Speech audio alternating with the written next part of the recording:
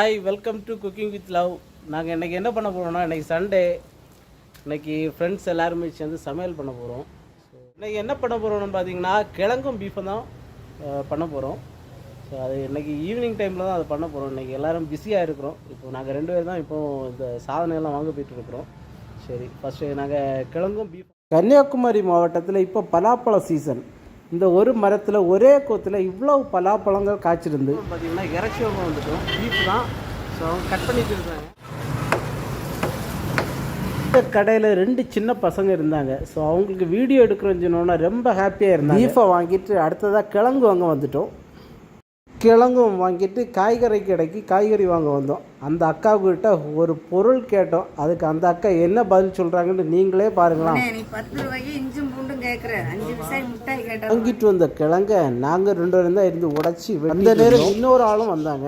கிழங்க பானையில் வச்சு பீஃபையும் குக்கர்லேயே வேக வச்சுட்டோம். சூப்பர். கிழங்கு வந்துட்டு இன்னைக்கு சமைக்க போகிறது வேற யாரும் இல்லை, இவங்க தான் இன்னைக்கு சமைக்க போகிறாங்க. கருவேப்பிலை, உள்ளி, பச்சை மிளகு.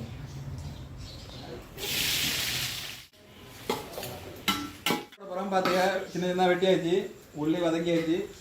இனி என்ன தக்காளி, 1 கிலோ தக்காளி பேஸ்ட்டு, மசாலா போட்டுருமா, மிளகுப்பொடி, முன்னை,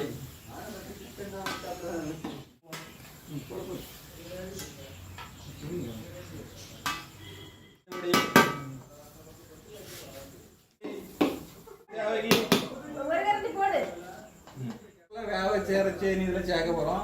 நல்ல நேரம் வந்துச்சா? சரி.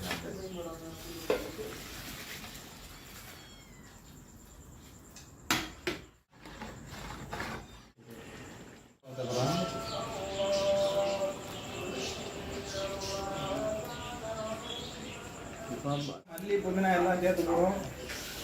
மணம் இருக்காண்டி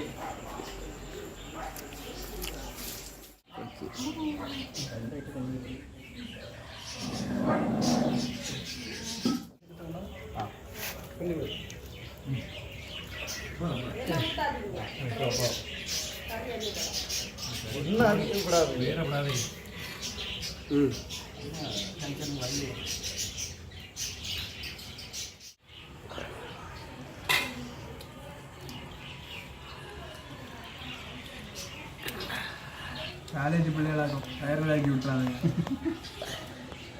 டேஸ்ட் எப்படி இருக்குது ஃப்ரெண்ட்ஸ்? நீங்கள் யாராவது இதே போல் சண்டேயில் எல்லோரும் சேர்ந்து சமைச்சு சாப்பிட்ட அனுபவம் இருந்தால் கமெண்ட் பாக்ஸில் கமெண்ட் பண்ணுங்கள். மறக்காமல் லைக் பண்ணுங்கள், சப்ஸ்கிரைப் பண்ணுங்கள்.